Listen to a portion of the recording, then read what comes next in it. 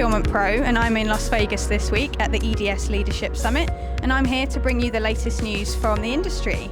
And joining me now is Sasha, President of Raltron. So thank you very much for joining us, Sasha. How are you, and how's Vegas treating you so far? I am fine, thank you very much, and thank you for talking to me today. I just have arrived, everything is beautiful here as usual, so far so good. Excellent. So Raltron has built a very strong reputation in frequency management components. So can you describe the company's core focus and value proposition today for us?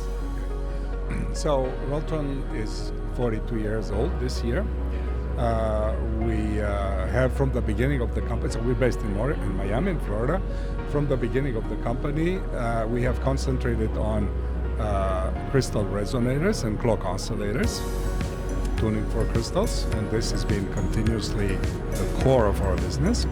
A few years later, we have added precision oscillators, so these are DCXOs, TCXOs, OCXOs, which we design and manufacture in Miami, Florida.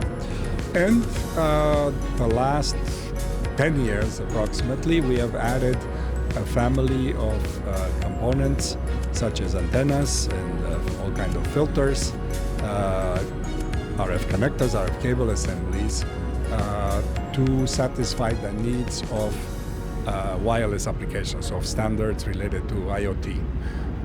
And that is growing very, very nicely. So to complement all that, about a year ago, at pretty much the demand of some customers, we have added also a complete range of audio products. So these are ceramic elements, transducers, buzzers, microphones, and filters. Fantastic. And are there any particular industries or applications that you're seeing particular growth in at the minute? Okay, so our traditional business has been in industrial applications, in consumer applications, telecom applications.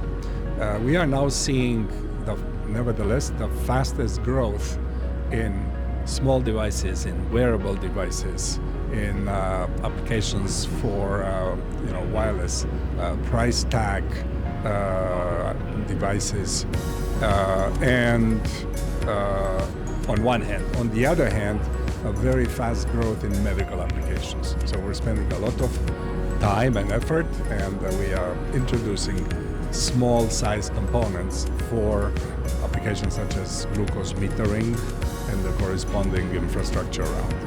Excellent. And I'm interested to hear, how important is in-house design and manufacturing to your business model?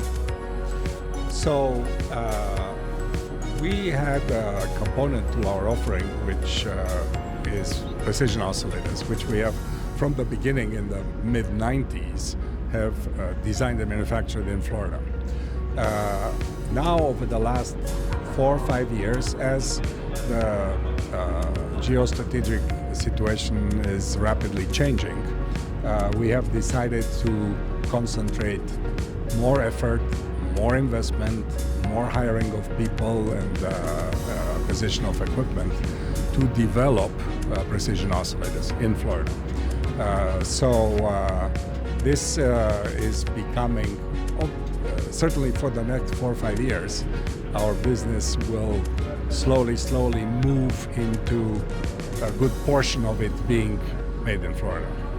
Okay, fantastic. And I'm interested to hear, given what you've said so far, and with the increasing demand for precision timing in wireless and IoT applications that you've mentioned, how are you addressing the tighter tolerance and smaller form factor requirements? Okay, so on one hand, the industry, and not only us, the whole frequency components industry, is every 2-3 years bringing to market a smaller size crystal or clock oscillator. When the bulk of applications moved from, let's call it with a general term, data processing, where the tolerances of components were, let's say, good, but not extraordinary. And the world moved relatively rapidly toward wireless applications, where you need to pay a lot of attention to stay in the allocated channel for the respective application.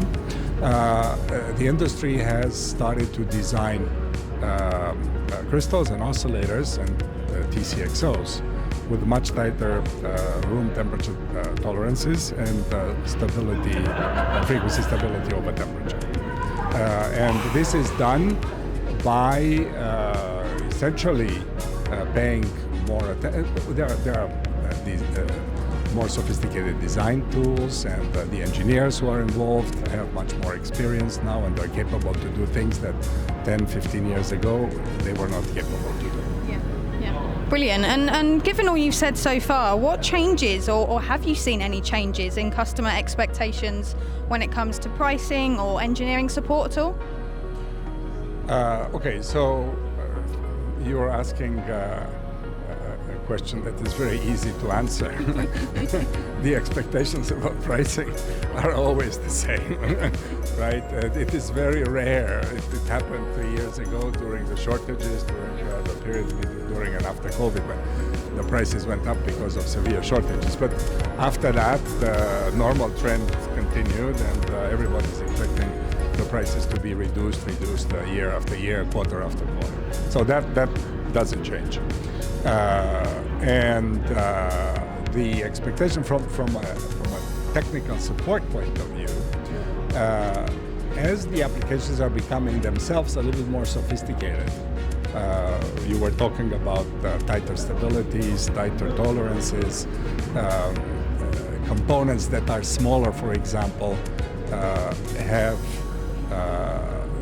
do not have as much capability to handle power as larger size components. And all these things, the engineering community is, of course, relatively rapidly, but it's getting an education in these directions. So we hope we know something about the products that we're selling, and we offer free technical advice.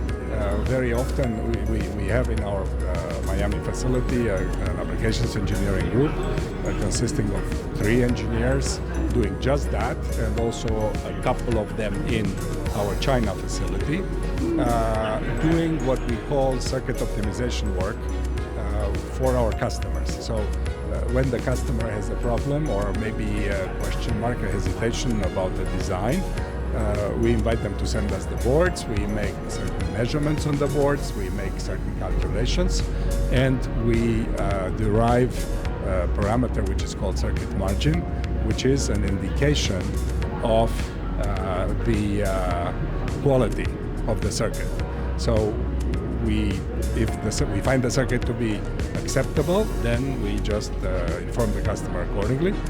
If the circuit is not optimum, then we make recommendations for changes either in the parameters of the crystal that we are offering, or modifications of component values around the crystal on the board.